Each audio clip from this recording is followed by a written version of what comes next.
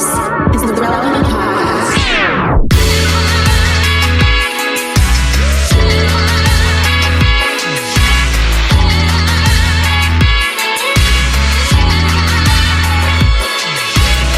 It's episode 1012, and it's the Relevant Podcast. Here in Orlando, I'm your host, Cameron Strang, and joining me from Loverland, Virginia, it's Jesse Carey. Hello, hello. From Nashville, Tennessee, artist, producer, and mogul, Derek Miner. What it is. And from Houston, Texas, downtown, Emily Brown. Hey, y'all. Well, we have a great show in store for you today. Coming up later, one of my favorite groups is joining us, Social Club Misfits. They have a new album out. Can't wait for you guys to hear that interview and some of the music. At the end of the show, we have a Tyler Huckabee original game called This Movie Rocks. But the way he wrote it is rocks is in all caps. So I don't know what that means. So there you go. And I was going to say, did he spell it ROX? Or no, is this a straight up rocks? but all cats. Yeah, just normal rocks. Yeah, but fair enough. But before we get to all that, wave slices and everything else, we talked last time. It's fall. It's cold. It's chilly. It's basketball's back. We're so excited. But coming up right around the corner in a few days is Halloween. And right now, on the last episode, we asked feedback on Halloween costume ideas. So Halloween's in the air.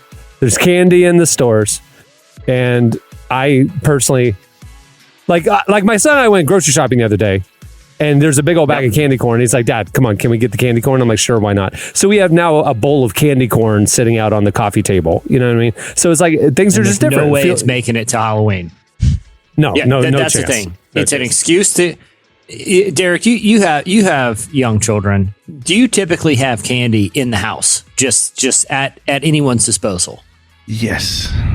Good for you, Derek. Yeah. So so my addiction is like Sour Patch Kids. Yes. And Sour Punch straws. So it's hard, man. I love that. So yeah, we had candy a lot here. So my house never has candy. I mean, my wife is very health conscious, and it's never in the house. And there's 2 times a year where there's reliably a giant bag of candy hidden somewhere in the pantry. And usually it's intentionally hidden so that I don't get into it. It's before Easter. Wait. Not so your 2 small children don't get into it. It's hidden so you don't get into it. That's right. They don't even tell me they buy it. If she goes grocery shopping, it's the kids, no one will tell me that it's been purchased because they know I'll get into it. But I'll say this. Part of the problem is they buy it's for distribution to children. Okay. So we're not talking about like a 2-pound bag of M&Ms where if you just graze off the top, you kind of open it and you take some, no one's going to put that on the scale in the house to be like, there's only a pound and 3/4 left in here. Someone ate a 1/4 pound of these. No one's doing that. Right. Like you notice nothing's gone. The problem is the fun size packaging because we have what I discovered in our pantry the other night. I was hungry. It was late at night, and I discovered it was like an assortment of Swedish Fish, Sour Patch, which what a combo, because you got the sweet and you got the really sour, and then those like watermelon Sour Patch little ones, like the wedges. I mean, a perfect trio. And they were all wrapped in the fun size packages. Now, it'd be one thing if it's just a big bag of Swedish Fish. Like I said, I could just graze it like a normal human. Instead, I'm having to tear open fun size packages, and I look like some sort of gluttonous sociopath because they find a pile of fun size packages. If they would, that's what really did me in, is they found the fun size wrappers that I had. Wait, did you put them in the trash? I put some in the trash, but they were getting hard to conceal. I was like really wedging them in there. I was really wedging them in there. So some of them, like Yogi Bear, just running through candy. Dude, so some, but then I was like, the first sign that you have a drinking problem is when you have to hide the drinking from people. You're trying to hide the wrappers in the trash in a way that you won't get caught. I was hiding whiskey in there too. No, I'm just joking. No, I'm just kidding. No, so I was wedging them in, but here's my concern. I was like, if they see like on the outside, these are cheap trash bags, so you can kind of see through. I'm like, okay, the trash is not concealing them because I have to eat like 4 or 5 of the fun. No, just listen. I have to eat 4 or 5 of the fun size packages in order to be have like a sufficient amount of candy. Like no one's eating one fun size bag of candy. That's like 4 pieces. Okay, I think people do. I think people do. I think people that don't have a problem. No one does that. Okay, no one does. No one goes to. You're telling me you go to the movie theater and be like, I'll just take 4 pieces of candy for this movie. I'm gonna watch the new Marvel movie, and the entire time I'm gonna eat 4 Sour Patch Kids. No one does that. People just plow through a bunch of candy. If you're eating candy, just eat your candy, right? But my problem was I had to open so many fun size packages. I ran out of places to throw them away. So I had they're hiding candy in the pantry. I'm like, well, I'm hiding wrappers in the pantry. Well, guess what? Guess what got discovered? And I was confronted by 2 different members of my family. Was there any part of you that tried to blame it on your kids? No, because they knew. Everyone knew. There'd be no point. There would be absolutely no point. You hid the wrappers at the place of the crime in the pantry, like people wouldn't see it. It was genius. It was a genius. You're not a good criminal. You really wanted to get caught, bro. Just keep it real. No. This was not a cry for help. This was not a cry for help. I'm telling you. If we had candy in the house, like in a jar or a bowl, like a normal family, this wouldn't be a problem. The problem is I'm starved from it all year, and all of a sudden my only access is to tear through fun size packaging. And I'm starting to think they did it because they knew it's more evidence. Like they knew that it's more ways for me to get caught. Or maybe your wife was trying to buy candy for the Halloween trick-or-treaters and just was like, man, we need to save this until Halloween. I need to hide it from my husband. That was her story. And you listeners, you decide. Was this entrapment?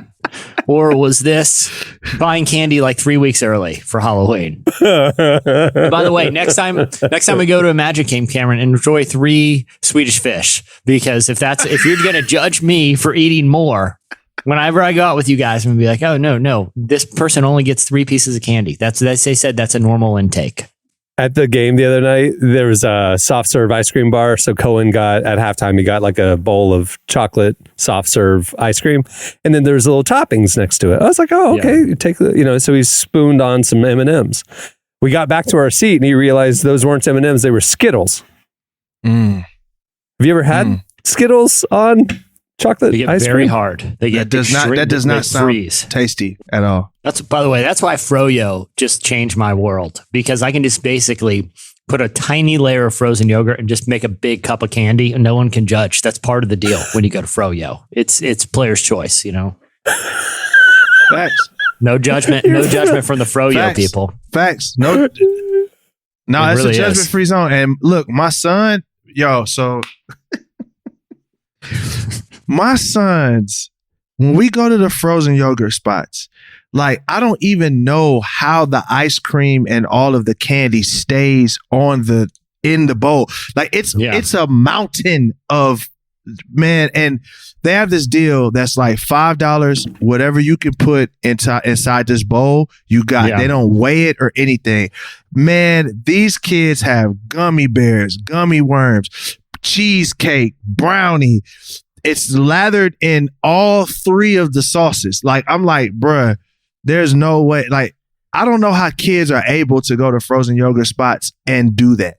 Like, it's the gravity should not allow for that much candy to be on top of ice cream. Like, it's crazy. The problem is the ones that weigh it, and your price is determined by weight, because that's the moment of truth. Like when you go up there and you're like, okay, especially if you're the first or last, you want to make sure that your yogurt is on there with everybody else's and they weigh it at one time. Because if you're putting yours up there and you're like, $13 for one, like because I've made that mistake. But if you throw them all up there, people are just like, wow, the price of frozen yogurt's really going through the roof. This whole family just paid $35, not realizing 20 of that was on you. You know, that's why it is an amateur move to put it on there by itself. You got to throw everybody's yogurts on the scale at the same time. So that way the judgment goes around. It just looks like inflation. It's just like, oh, thanks, Biden. There's just some expensive froyo today. Not knowing that you have layers of like snow caps at the bottom that is weighing the family's order down significantly. And these are lessons you learn out there, people. Yeah. All right, moving the show along. Stay tuned. Up next, it's Slices. I'm moving in a break in the morning. I'm moving way too slow. Everyone else around me is moving in the thick of it all. Never know why. Never know why.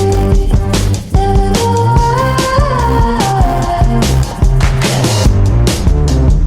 I know it's complicated. You're listening to Phaser Days. The song is Thick of the Honey. Today's podcast is brought to you in part by Mercy Ships. Globally, 5 billion people lack access to surgical care. In sub-Saharan Africa, there's only one surgeon for every 200,000 people. Mercy Ships provides free, life-transforming surgeries for people who have little to no access to medical care. They help the blind see, straighten twisted limbs, remove deadly tumors, treat cleft conditions, and so much more. With state-of-the-art hospital ships, they provide safe surgery to children and adults living with treatable conditions, and it's completely free of charge. They do all this work with an all-volunteer crew of professionals who donate their time and talents. Surgeons, stewards, nurses, engineers, and more make the world a better place. Your donation today provides free, safe surgeries to people in desperate need of help. All gifts are matched, so please donate today at mercyships.org/relevant. Today's podcast is brought to you in part by Tim Tebow's book, Look Again. Have you ever wondered what would change if you truly believed you were infinitely valuable to God? In his New York Times bestselling book, Look Again, Tim Tebow reveals the powerful truth that when we learn to see the image of God in every person, including those we struggle to love, everything changes. Tebow shares incredible stories from his work with people the world often overlooks, and it will challenge you to stand up to the lies, rediscover the worth that everyone has, and impact the world for good. Find Look Again by Tim Tebow, available now wherever books are sold. Okay, it's time for... Slices. What do you have, Jesse? All right. I saw this story and it kind of made me it made me happy for reasons that I'll explain. I want to read the headline as well as a subtitle of a extended piece that ran this week in the venerated Wall Street Journal. Okay. Cockatoos are getting smarter. Should humans be worried? That was the headline. Okay. Obviously, I'm going to read that in the Wall Street Journal. And here's the subtitle. Scientists in Australia say some birds have figured out how to defeat efforts to keep them out of garbage bins. And now they appear to be teaching others. So I read this, obviously. It's probably 1,400 words. Cockatoos are getting smarter. Should humans be concerned? A major feature in the Wall Street Journal. And essentially, it found out that in Australia, cockatoos are communicating with each other to tell each other how to get through really sophisticated methods of keeping them out of garbage bins. Evidently, cockatoos, they're saying, are like Australia's raccoons. They're just really good at going and getting into the garbage, and they're just getting better and better. But the reason this story made me happy, because I feel like the world's returning to normal again. Like, as soon as newspapers like the Wall Street Journal, like in a pitch meeting, like, things can't be that bad. There can't be that much bad stuff going on in the world, because they just committed like 4 pages of ink to a story about cockatoos rummaging through garbage bins in Australia. It makes me think that, hey, maybe the urgency on all this bad stuff is tacking back a little, because now we're talking about frivolous stories like our cockatoos scheming to take over. I really appreciated that the Wall Street Journal will run a story like this, because it made me made me feel nostalgic for the days of just like random news, weird stories were just everywhere. And that's what people would talk about. I'm so much more comfortable with this being the source of dialogue for stodgy bankers reading the Wall Street Journal talking about cockatoos going rogue in Australia than, all these terrible global issues. It just brought me a little degree of comfort knowing that the conversation is turning back to issues like this. I agree. Do you guys relate to that at all when you see like a funny news story going viral? Yeah. I hope so many people click through to this, and I hope the appetite for this type of content just grows, and a lot of the really hostile conversations that we've seen are kind of diminished by fun stuff like this. It just made me happy to see this. I agree with you. Getting so much love this week, you know? Can you tell us, should we be worried? Yeah, you didn't tell us. Oh yeah. Their scientists are very concerned. They're teaching others. Aren't birds dinosaurs? Isn't that what they say? It's like Exactly. a lot Essentially. of dinosaurs had feathers and stuff. Yeah, they're the ones that survived. My thing is, I think cockatoos, we need to make them extinct because this is a very concerning research. Yeah, they're getting very smart and they're very devious and they figure out how to overcome all these traps. But again, I'm just glad we're talking about something we can all agree is objectively hilarious again. Well, the impending doom of humankind because the cockatoos are let me ask you plotting. this: Would you rather go out via global warming or a cockatoo battle? like they would be. I don't know. I hate birds, so I might take global warming on this one. This is a retired school principal who has witnessed this firsthand. This is a quote. They've actually started to work in packs. It's like gang warfare. This would be the most hilarious way for humanity to end is at gangs of cockatoos. I'm here for it, guys. Yeah. I'm here for it. It just seems like a much more hilarious doomsday scenario than what we're dealing with out there. That's the doomsday we deserve. Mm-hmm. Like for God does what have a we've good done sense of humor, so maybe that is. For what we've done to the planet and to each other, that's what we deserve. It's just cockatoos just taking us out. I'm with it. It's just way more fun to talk about that being a realistic source of anxiety than like nuclear war or climate catastrophe. It's like, cockatoos. I like our chances here. I like our chances if it's I us. think we have a first. fighting chance against the birds. Yeah. You think? Yeah. Derek, a few days ago, you tweeted something like you just feel like there's a heaviness in the world right now. Yeah. So we need more good news like cockatoos. What? Is it good news? It's bad news, man. Like, I just feel like I've been feeling like, man, it's like just so much craziness going on. Like it feels really, really dark right now. But so I'm happy for the cockatoos that they're learning how to get to the food. Like, do your thing, cockatoos. You know what I'm saying? You know, I thought about your tweet because you weren't talking about any specifics. It was just a one sentence thing, but I mean, I knew what you were referring to. I mean, it's obviously like no matter where you look, social media, news, whatever, it's just like there's a lot of heavy stuff going on. But that's like, I was just thinking though, context, like historical context. Like, I mean, we literally live right now in the most peaceful time in human history. Yeah. Right now. Because think about the Crusades, think about, colonialism, think about, horrific things that happened over the last 2,000 years, hundreds of years. And then it's like looking at like so much technological advancements, looking at how we're learning so many advancements in health and wellness and agriculture and, things that are like, like some things are getting better. That's true, and I'm kind of going, he's right, though. Why does it feel so heavy? And I think it's just because of our input, like that we are so aware of everything. You just mentioned Herschel Walker. Yeah. It's like a regional election in a state that's not even yours. Exactly. And you are very aware of the local debate and the stupid things being said. But that stuff was, dude, think about 50 years ago. Yeah. Segregation and, oppression and things that were like, actually happening. Things were so much worse back then, but it's just now we're just so aware of it that we lose perspective, I think, sometimes. I'm not saying you do. I don't mean to call you out. I wasn't like rebutting what you said. I agree with you. No, not at all. But it's like, I feel like we need to choose to have other inputs and remember and like look for the good. Don't look at the devastation of the hurricane. Look for the helpers. That's what Mr. Rogers said. Always look for the helpers. That gives you hope in humanity, right? And it's like we got to look for the good because it's affecting us. Yeah. So for me with that tweet, it wasn't even about like what's happening externally. Because to be honest, with everything that goes on, that's been going on in life in general, just I've almost got numb to stuff because it's so much. And I think that's what that's kind of the heart behind what I was saying was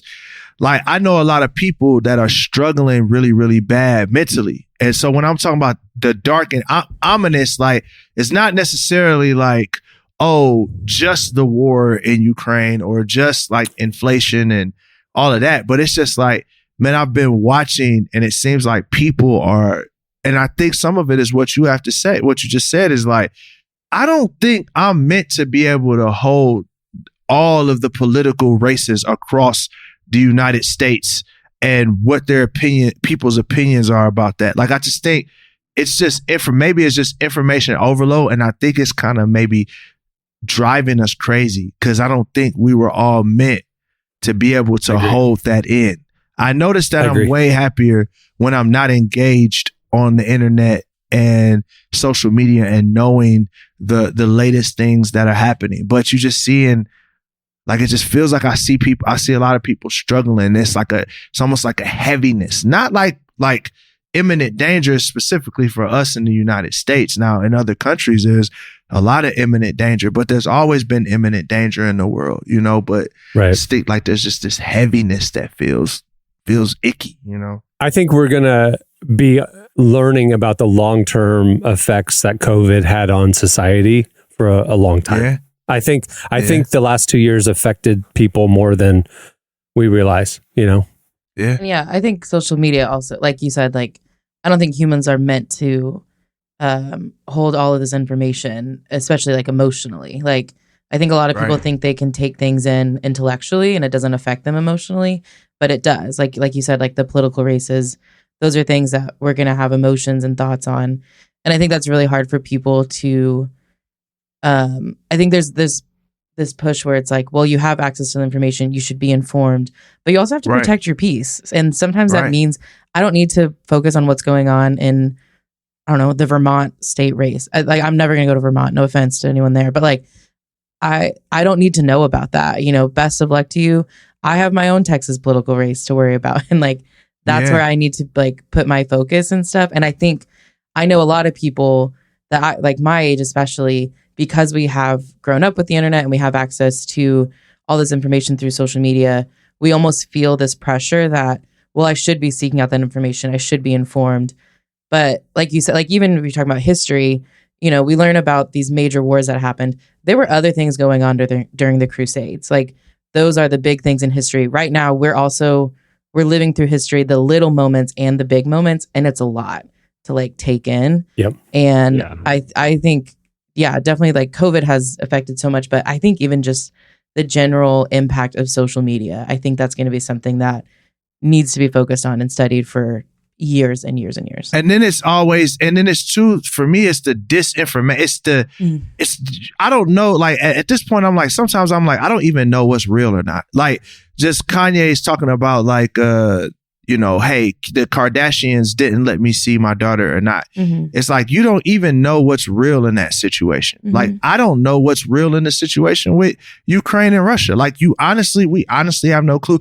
But here's the thing. There is an expectation that you have an opinion on all those things from everybody. Like, I'm not a war general. I have no clue what's going on in Ukraine. Like, why are you asking me why would people want to know what my opinion is on that? You know what I'm saying?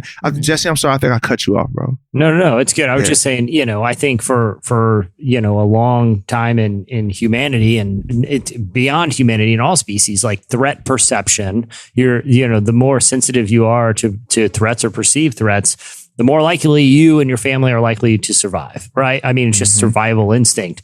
But, you know, with this kind of fire hose of information that is meant to try to keep you as engaged as possible, it's literally designed for that, to keep your attention as long as possible. You know, the designers of algorithms and people who, you know, who are behind a lot of media realize if we want to keep people engaged, we have to constantly make them feel like their values or their families are under threat. And that's been weaponized to a point, just that sort of, you know, whether, you know, I don't want to step on anybody's idea about creation or intelligent design or evolutionary biology, but for whatever, they're tapping into something that we're pre-wired to get really infatuated with things that threaten the survival of ourselves or our loved ones. And that's been weaponized in the era of media and social media that we're in. And I think the sooner, you know, we can all kind of recognize that, the easier it is to sort of become aware of steps to kind of disengage and not just be in pure engagement mode all the time. Like Cam, when I tweeted that, like the number of friends that I have that publicly they look great but are having like mental crises, like it's crazy. Like I've never had so many friends around me that are kind of like talking about depression and you know, worry and anxiety. I got a lot of friends that, or you know, not necessarily friends, but just people that I've heard like that are in my close circles that are like, man, this person's aunt is struggling with anxiety and this person's struggling with depression and this person's having to go see a therapist because they, you know, they don't know what they feel about life, and people's, you know, losing faith in God and all those different things. It's like, man, like I was like, man, it feels like just really like people are having a hard time, but we all look like we're doing great. You know? Yeah. But you're right. There are a lot of good things that we should be happy about, like electric cars and, like, you know what I mean? Like cancer treatments and advancements and all these great things, you know? But to your point, though, that's where I kind of think like the COVID effect is something that we don't fully understand and won't for a long time, because I agree with you.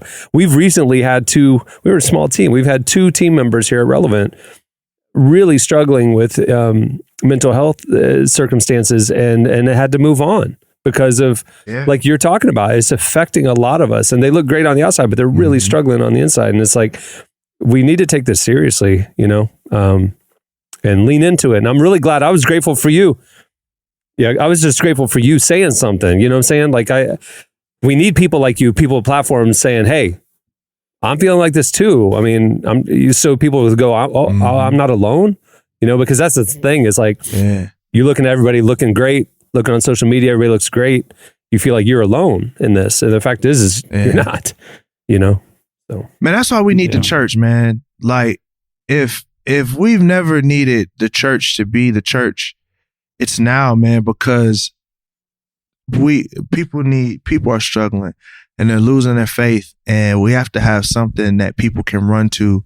I have such fond memories of, you know, no matter what was going on back when I was a kid, we could always go to church, and it wasn't necessarily perfect, but you knew you weren't going to be you at least felt like you weren't going to be taken advantage of there. And, you know, I think the church, this is a time that I really believe, I'm hopeful that revival is going to come out of these times, because it's always darkest before the dawn. So I'm hopeful that the church is going to be a source of revival and hope. I got a good friend, Marco, if I can brag on him for a second. He just made the news in Nashville because he moved to Fort Myers 2 months before the hurricane. And I think they said one day they passed out like 2,000 meals to people as they were helping rebuild Fort Myers. So it's like stories like that give me hope. And it's a church. Like they're like actually people in the community were like, this church is impacting the community in such a way that they're getting to things faster than the government can even get to. And I'm like, man, now I'm looking forward to more stories from the church that are like that. It's like, man, I'm looking forward to the church helping establish some mental health facilities at the church to be able to help people going through these depressions and post-COVID. You know, a lot of people's worlds are shaking up. They've changed careers and all types of different things.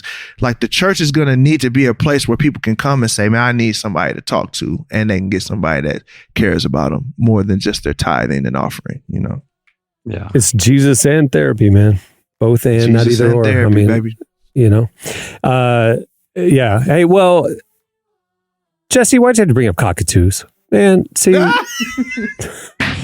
For this reason, it's, you know, there's reason to be hopeful. There are hilarious existential threats to humanity, along with terrifying ones. That's all. That's all. I just want to throw it out there. To sum up everything we've just said. When is that going to come up in a presidential debate? I would.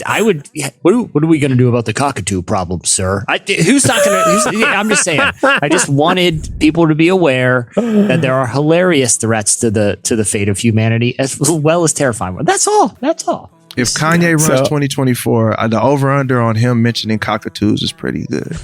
Oh yeah, it's very high. Well, you know what? Because that was a thoughtful conversation. I feel weird going forward with like normal slices. So let's pivot. Let's just move on. Stay tuned. Up next, Social Club Misfits joins us. I wanna meet where you are.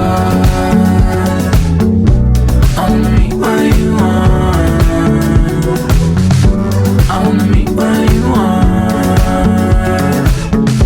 I wanna meet where you are. You're listening to Milo. The song is "Where Are You?"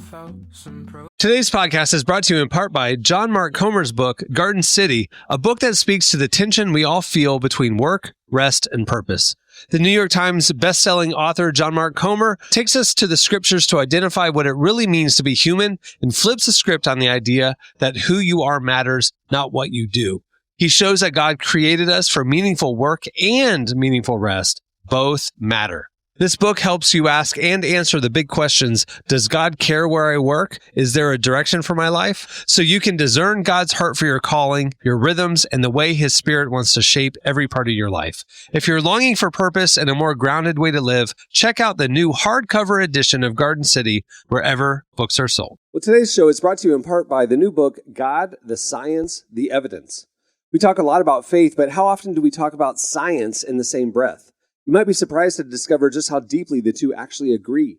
For centuries, science has been used to dismiss the idea of God, but today an intellectual revolution is underway. Modern discoveries in physics, cosmology, and biology are consistently revealing the same truth: creation isn't an accident. That profound reversal is what engineers Michel-Yves Bolloré and Olivier Bonassi investigate in their international bestseller, God, the Science, the Evidence. This book is a rigorous, evidence-based critique of materialism, inviting you to explore over a dozen scientific, philosophical, and historical domains. It shows that what was once seemed impossible, that science could point to a creator, is now supported by a vast and convergent body of evidence. With over 400,000 copies sold in Europe, this book is sparking a global debate. It's thoughtful, fascinating, and a powerful reminder that reason itself affirms the existence of God. Learn more and find out where you can purchase your copy today by visiting godthesciencetheevidence.com. Today's podcast is brought to you in part by Erwin McManus's book, The Barbarian Way. Some books don't just inspire you, they confront you. The Barbarian Way, now celebrating its 20th anniversary, is one of those books. If you felt the pull of God towards something deeper and wilder than the safe, predictable version of faith that we settle for, McManus reminds us that following Jesus was never meant to be tame. It's meant to awaken courage, passion, and purpose God placed inside us. He draws from the wild stories of Abel, Noah, Moses, Rahab, and others to remind us that following God wasn't meant to be tame. Safe faith isn't working. Step into the story God is writing for you. Choose passion, choose boldness, choose the Barbarian Way. Available now wherever books are sold. Well, our guests today are Marty and Fern from Social Club Misfits. They're friends of the pod who've just released their latest album, Everybody Loves a Comeback Story. They sat down with our very own downtown Emily Brown to talk about their music, what they've been up to since we last spoke, and what they're looking forward to in the future. Here's our conversation, Social Club Misfits.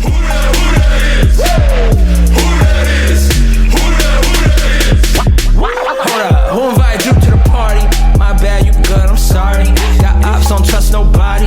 I saw these kids like Marty. You guys just released a new album, Everybody Loves a Comeback Story. I just really want to dive into that. Like, what was, how did that album come about? You know, what makes it different from the last one? Let's just talk about it. I feel like this album, for me personally, I feel like I had a lot to prove in this new album. You know, I think this was 10 years of us making music. Me and Fern made music for 10 years.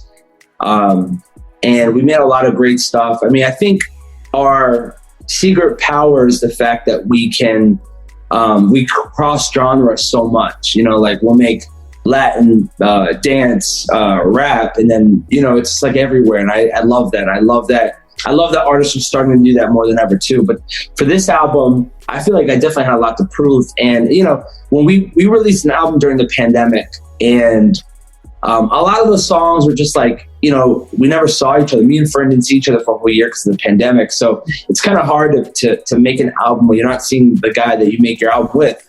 And so for this album, we had so many conversations leading to this of what kind of, like, what do we want to be known for? Like, we wanted to create an album that was like a legacy album.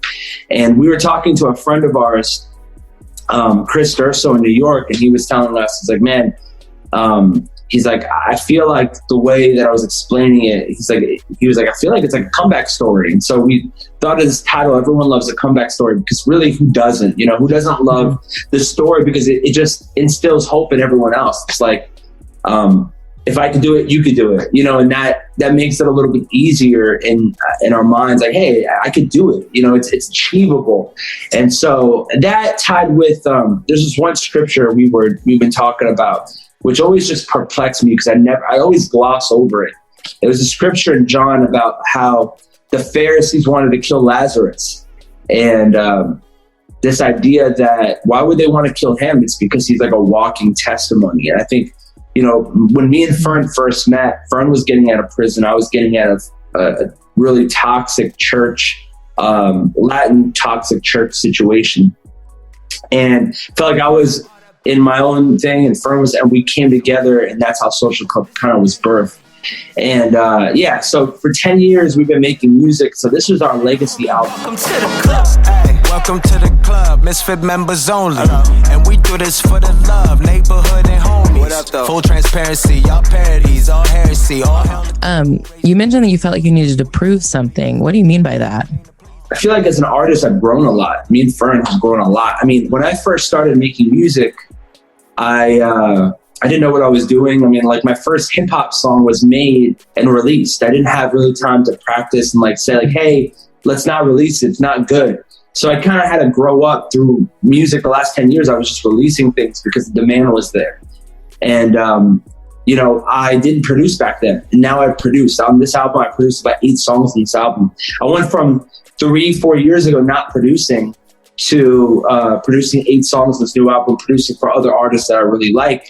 Because on the road, you know, there's nothing really to do on the road except for perform, and then you're driving everywhere.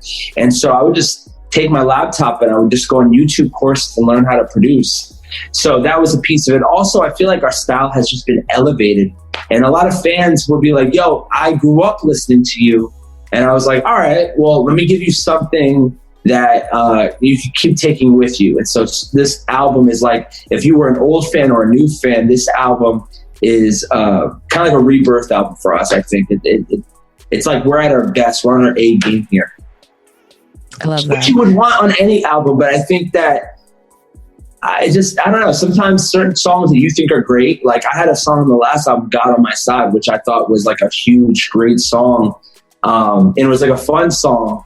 You know, it didn't do as good as I wanted it to do. And it's like, but now like 2 years later, fans are like, it's our number one song on like Pandora and like certain Amazon, like random DSPs. So I don't know. It's just sometimes just sticking to you and being you is all you need to do for a long period of time until people catch up. I don't know how that works, but you know, music is subjective. So I don't know.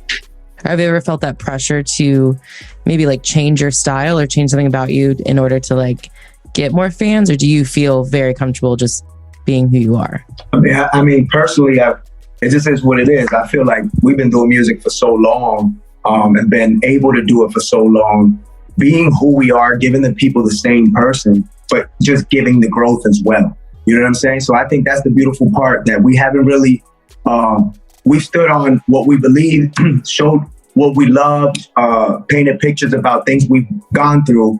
But at the end of the day, we've always just, you know, stayed with the same basic values of keeping God in the center, and Social Club, you know, is just firm believers in that, you know. So that's pretty much how we continue to move. And even though people, you know, the trends dictate a lot of the stuff, but music is subjective always, because I see people following trends, doing them and all. It doesn't work out all the time either. So it's just it's a beautiful game like that. If you give them authenticity, and, you know, they love you anyway. So just give them you. You can't go wrong if you give them your life. I gotta break through. This is my life, I did not choose it. No. I take the time to be present. That's the greatest gift. I love that y'all have always been so authentic. I think that does come across really well in your music. Like, it's very evident that you're not just producing something, you are like creating from your heart and like from your passions. Yeah, and I think that, when we first started Emily, it was like hip hop. And as I've grown, like Fern was saying, like as we grow, like I've realized I love more pop hip hop. I love big chorus, and I love a really witty, smart verse. And I like it to be, I like it to be a little bit more brighter when I make music. And so then, that came over creating music over 10 years. A lot of people, they grow up and they're like, I want to be a rapper, and they've been 8 years old. Since they've been 8 years old, they've been rapping. I started rapping when I was 24. And it's been 10 years of rap. Like my first song to now has been like 10 years. And so throughout the 10 years, I've been growing and developing my style. And there's probably 100 songs that you've never heard from both of us. More pop, more hip hop. And that just comes with, this is our craft. This is our gift. And it's fun to write. It's fun to write a song for somebody else who's outside of your world. And that's what me and Fern have been able to do over the years is, it's like we become like almost like a powerhouse group of, we could write songs for others, but write songs for, each other. It's fun to do. It's a weird dynamic, and I don't really know anybody who can do it like that. But that's I think what makes Social Club great. Around these new kids, when you lost street doing time, it's all God, not a fraud. That's on gang, that's on squad. Why you crying all the time? I just wish you do your job. What's the point of getting money when you try? And I love that you're talking about just how much fun it is, because I think that's also something that comes across really well in your music, is that y'all are having fun. Even as you talk about like serious things or real life things, you're still having fun doing it. And that is something that I really appreciate, but I'm also so interested in, like, how do you engage with topics that can be really heavy, but still like you bring this lightness to it? Like, how do y'all do that? I'm gonna tell you right now, me and Marty are both like fun thinkers, deep thinkers, left, right, center. We like to, dive into all train of thoughts. We don't just want to stand on like, all right, we're just gonna like, close ourselves to just one train of thought. We like to think about things thoroughly, and that's the beautiful thing about it. So when we're writing, we could veer off any direction, and then adding our story and our experience as well. But being willing to, think about it many different ways, not just stagnantly on one. I think that helps us be in a group as well, because there's so many different people that listen to us. There's so many different points of view. There's so many different theories. There's so many different ways, but there's only one way to God. You know what I'm saying?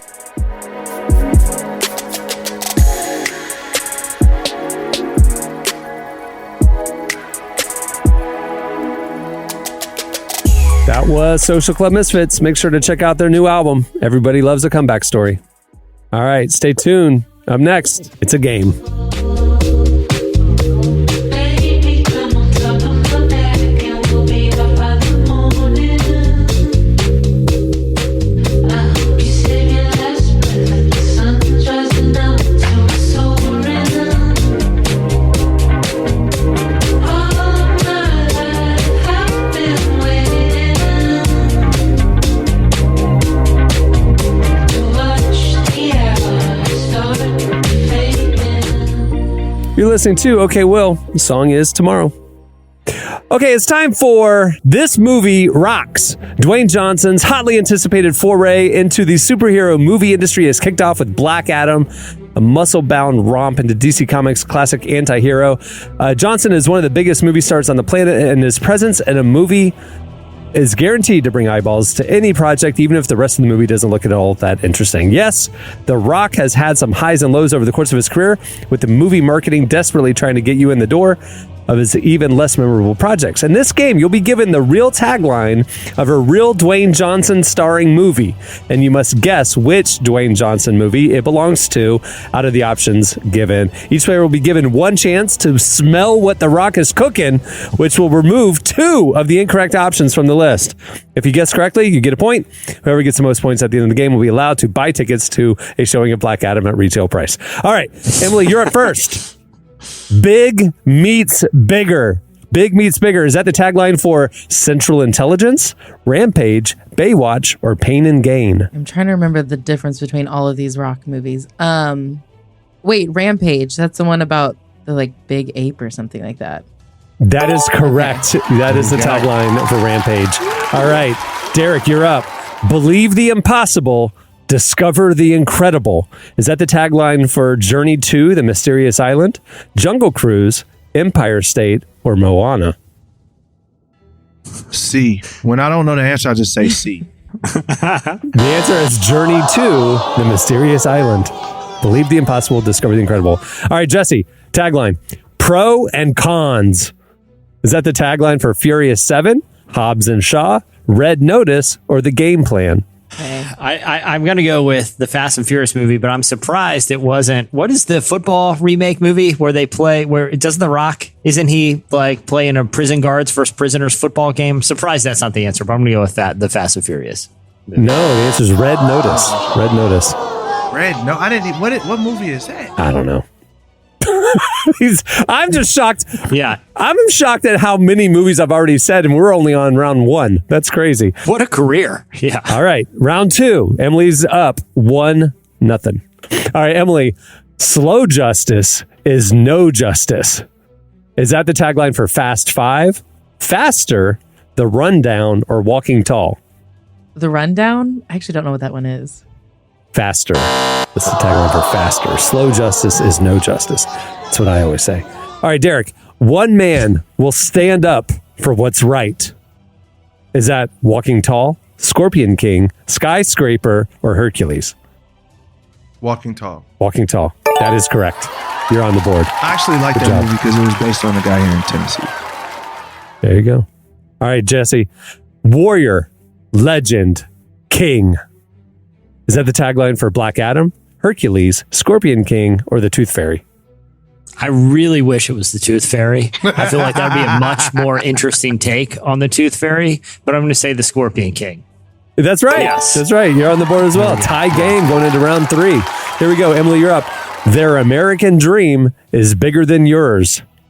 Is that the tagline for Pain and Gain, First off, terrible tagline. Fast and Furious 6, Central Intelligence, or Baywatch? What was the first one again? Pain and Gain.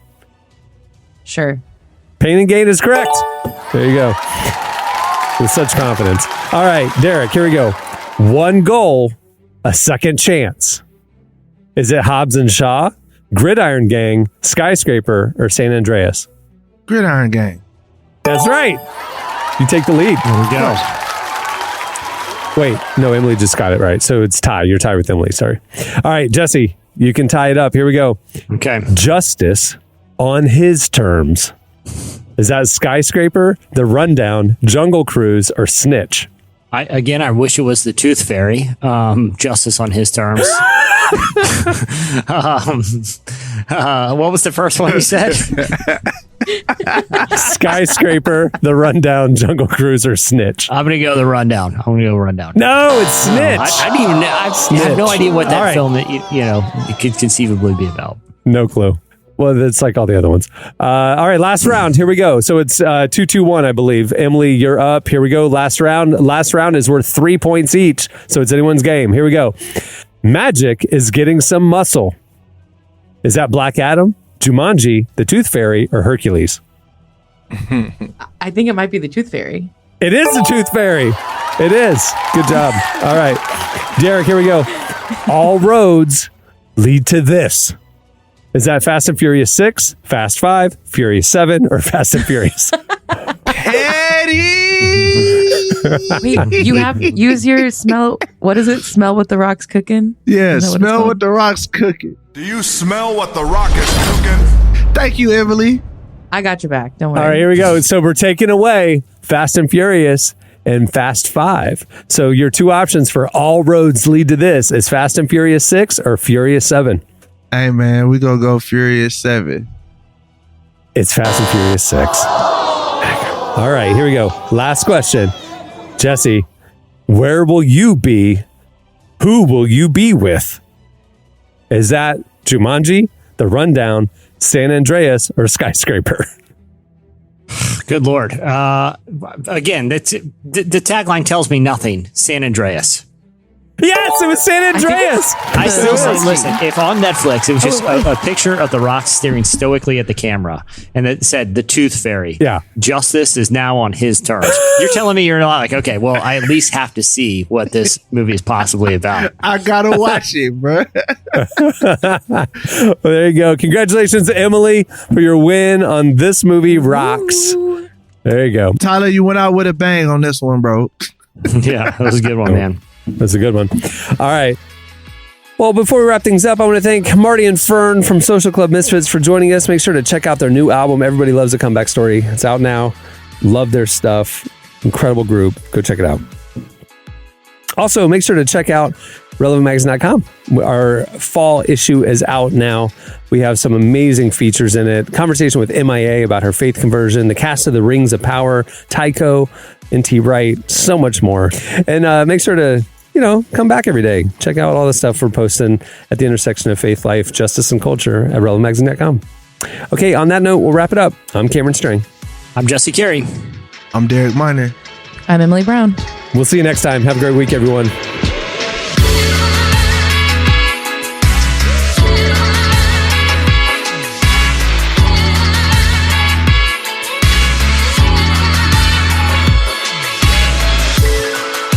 Thanks for listening to the Relevant Podcast. Check out our features, interviews, and news updates every day at relevantmagazine.com. And make sure to follow Relevant on Facebook, Twitter, and Instagram for the latest. For more great podcasts, browse the shows on the Relevant Podcast Network, which you can find at our site. And while you're there, don't miss the all-new era of Relevant Magazine. A new issue releases every other month at relevantmagazine.com.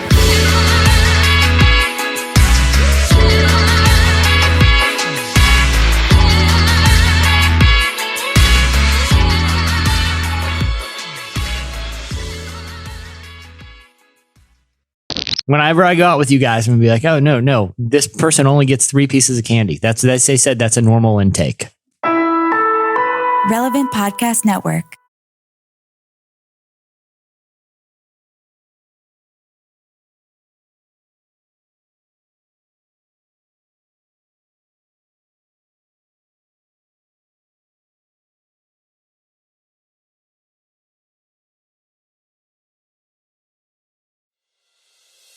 Time is precious, and so are our pets. So time with our pets is extra precious. That's why we started Dutch.